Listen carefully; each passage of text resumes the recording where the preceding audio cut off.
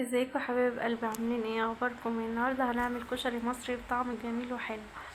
معايا 4 5 6 طماطمات كده، سلقتهم علشان خاطر ايه لما يبقوا معايا حمر في الضرب يعني. ومعايا كوبايه حمص ومعايا كوبايه عدس.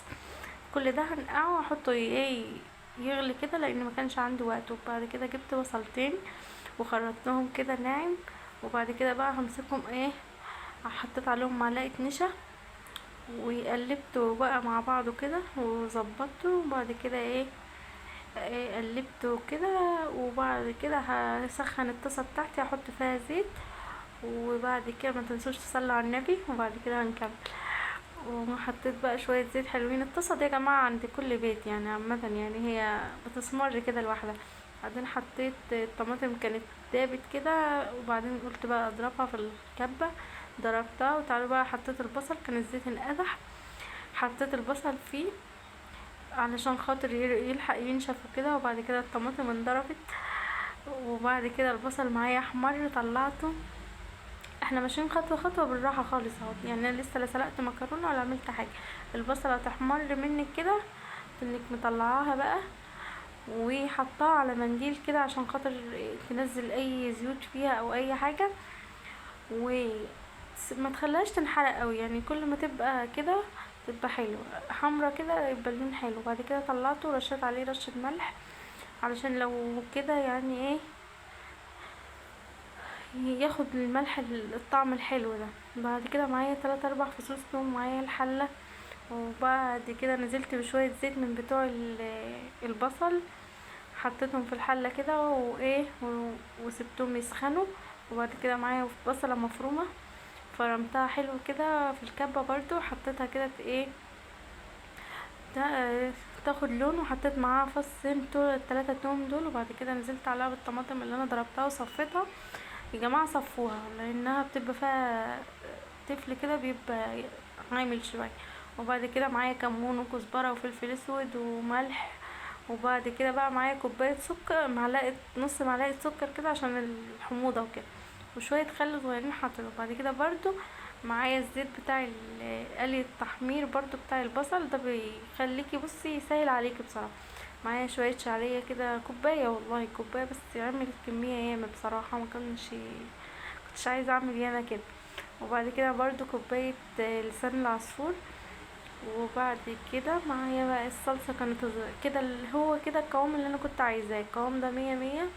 وسبتها تغلي 10 دقايق بالظبط بعد ما انت تحط الطماطم وكده، لان انت اصلا مش عايزاها ان هي تبقى ناشفة، عايزاها تبقى فيها مية كده، لان عشان تبقى هو بصوا القوام ده يعني عشان تبقى تقلبي بقى الكشري. وبعد كده الشعرية كانت اتظبطت كده واحمرت. ما تصلوا بينا على النبي.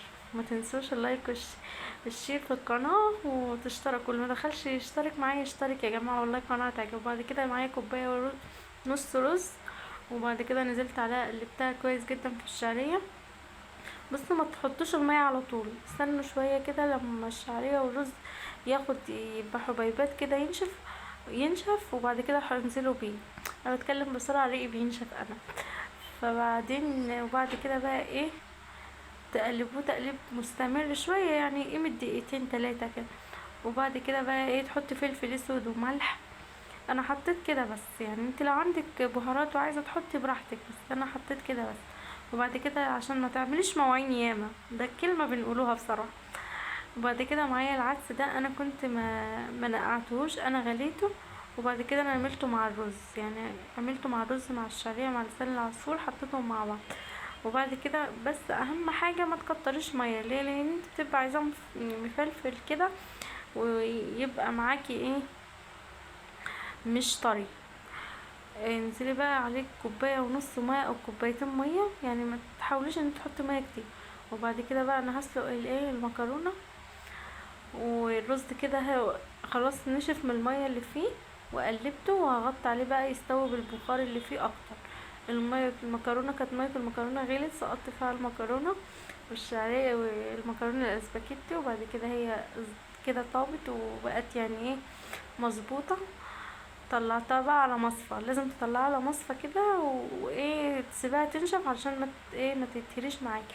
ومعايا فصين توم على قرنين شطة، فضربتهم في الخلاط يكونوا حامين. وبعد كده بقى المية تكون سخنة معايا، رحت حاطه فيها الشطه والثوم اللي انا عملته، ومعاكي 3 4 ليمونات كده اعصرهم في الميه.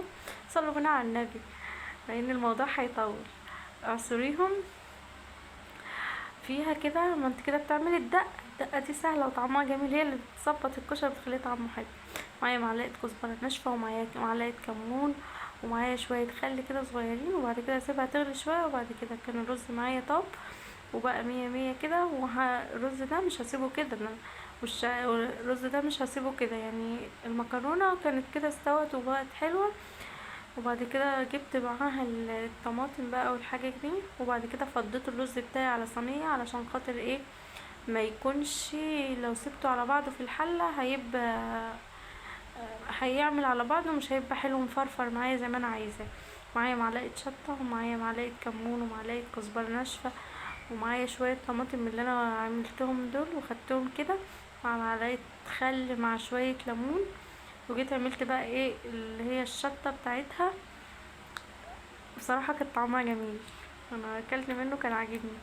وبعد كده بقى فضيت ليا انا اكل، وبألف هنا وشفا ليا.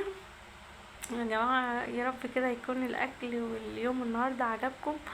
وبصوا بقى، والبصل اتحمر وكل حاجة بصوا اتسلقت، والدنيا سهلة وجميلة. بس بصراحة بياخد وقت، مش بياخد وقت يعني، بياخد غسيل مواعين وحاجات. لو احنا قلنا ما بياخدش حاجة ممكن.